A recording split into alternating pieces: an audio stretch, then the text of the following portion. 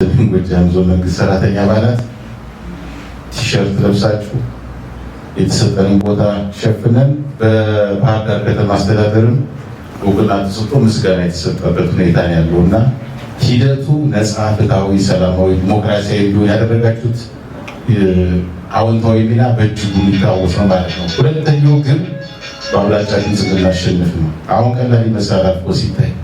በዚህም የተወካዮች ምክር ቤት፣ የክልል ምክር ቤት እጩዎቻችንን በቦታው ተገኝታችሁ እንዲመረጡ ስላደረጋችሁና በአብላጫ ድምፅ ሀገር እና ክልል ባህር ዳር ላይ የተወዳደረው ሀገር ነው፣ የተወዳደረው ምንድን ነው? ክልል መሪዎቻችን ናቸው እና ያን ስላደረጋችሁ የባህር ዳር ከተማ አስተዳደር በወቅቱ አመስግኖ ነበር። እጅግ አድርገን እናመሰግናለን። አሁን ይድረሳችሁ። አሁን ይህን ካሳካን በኋላ ከዚህ በፊት የነበረው ምንድን ነው? የእቅድ ዝግጅት እየተባለ ጊዜ ነበር። ዘንድሮ በምርጫ ያገኘነው ውጤት በሌሎች የልማት ስራዎች መፈጸም አለብን ተብሎ የእቅድ ዝግጅት እና የትግበራ ምዕራፍ በጣም እንፈጽማለን እንጂ እንደ በፊቱ የእቅድ ዝግጅት ያ ጊዜ የለም። አርፎ መነሳት የሚባል አይታሰብም። ምክንያቱም ክልላችን የገጠመው የጸጥታ ችግር አሸንፈን በድል መገናኘት አለብን። ለዚህ አመራሩ ከአንድ ምዕራፍ ወደ አንድ ምዕራፍ ሲሸጋገር አልፎ መነሳት የለበትም ነው። ስለሆነም የቅድመ ዝግጅት ስራዎች እየሰራን ወደ ተግባር ምዕራፍ መግባት አለብን ብለን የ90 ቀን እቅድ ታቅዷል። ይሄ የክላስተር መሪዎች አቅደው ወደ ስራ እንዲገባ ተደርጓል። አንደኛው ማለት ነው። ሁለተኛው የበጎ ፍቃድ የዜጎች በጎ ፍቃድ አገልግሎት እቅድ ታቅዶ ወደ ተግባር ተገብቷል።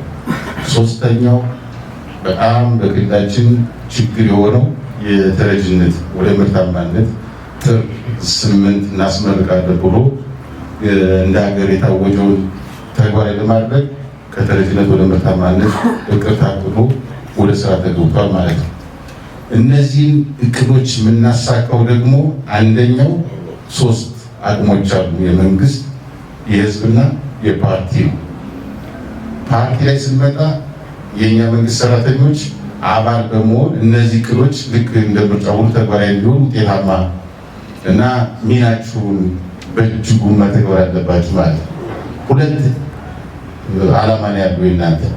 አንደኛው እንደ ፓርቲ አባል በፓርቲ ክንፍ ናችሁ እነዚህ የታቀዱ ልማቶች መሬት እንዲነኩ የበኩላችሁ ሚና ትወጣላችሁ። ሁለተኛው ደግሞ እንደ መንግስት ዊንግ ደግሞ ማለት ነው እንደ መንግስት ዊንግ ሚናችሁን ትወጣላችሁ ማለት ነው። ስለዚህ 2 ኃላፊነት አለባችሁ ማለት ነው። ምክንያቱም የዞናችን እቅድ ይተግበር ከተባለ ከእናንተ በላይ ሲኒየር ሰራተኛ የለም።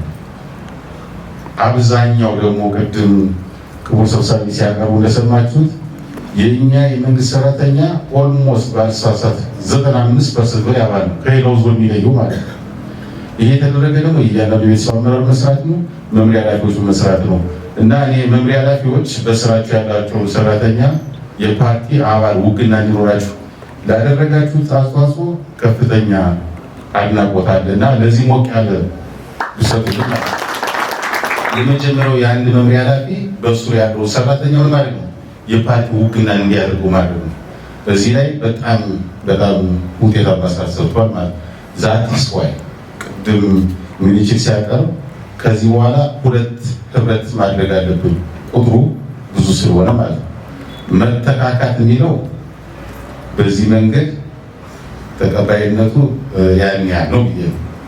ምክንያቱም መተካካት በፓርቲያችን መሪ ታውቁታላችሁ። ኢልደስት ካምቢ ሰብስቲቱት ባይ ያንገስት ነው። በራሱ የድርጅቱ አሰራር አለ፣ የእድሜ ጣራ አለ፣ የአባልነት ቆይታ አለ። በዛ መንገድ ነው። ይሄ ግን ምንድን ነው እየተደጋገፍን አዳዲስ እያመጣን ከ2 ሲከፈል ከአመራሩ እንደየምንትኑ ህብረቱ የሚከፋፈልበት ሁኔታ ይኖራል ማለት ነው።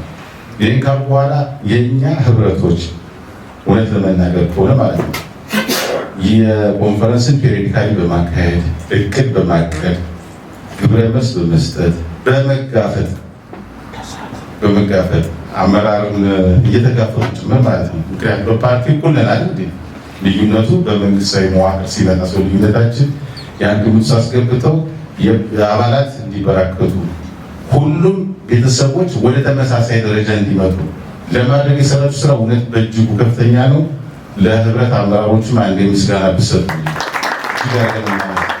እንኮራባችኋለን። በእውነት ነባሮች ናችሁ፣ ግንባር ቀደሞች ናችሁ። ዛት ስኳ የእናንተ ውጤት ነው። ግብረ መልስ የሰጣችሁ ቅድም ሲያቀም በፊት መካከለኛ ስለነበር ከፍተኛ፣ የአሁኑ ደግሞ ደረጃ ለመውጣት በሚያስቸግር ሁኔታ ያደረሱት ቤተሰቡ ማለት ነው። ስለዚህ እነሱ የሚያደርጉት ግብረ መልስ ክትትል፣ ድጋፍ ተቀብሎ ደግሞ የኛ የቤተሰብ አመራሮች ያንን ያሻሻሉ ውጤት በማምጣት ደረጃ ለመውጣት ተቸግሯል። እንግዲህ አንደኛ ማን ይወጣል አላውቀውም። እንግዲህ ሀብታም ደረጃ ብላችሁ እስካሁን ድረስ ያላውቅ ስለሆነ ዛሬ አንደኛ ህብረቱን ከሁለት የምንከፍልበት የኛ የመሰረት የፓርቲ የቤተሰብ አመራሮችም አመራሩ ናቸው የምትሳተፉበት አንድ። ሁለተኛ በግብፅ አፈጻጸማችሁ የእያንዳንዱ ቤተሰብ አፈጻጸም ምን ይመስላል በጥንቃቄ በድክመት የሚለው የሚቀርበትና የሚገመገምበት ለቀጣይ ደግሞ ምን ይሆንበት የበለጠ የምንንቀሳቀስበት አንደኛው መድረክ ይሄ ነው።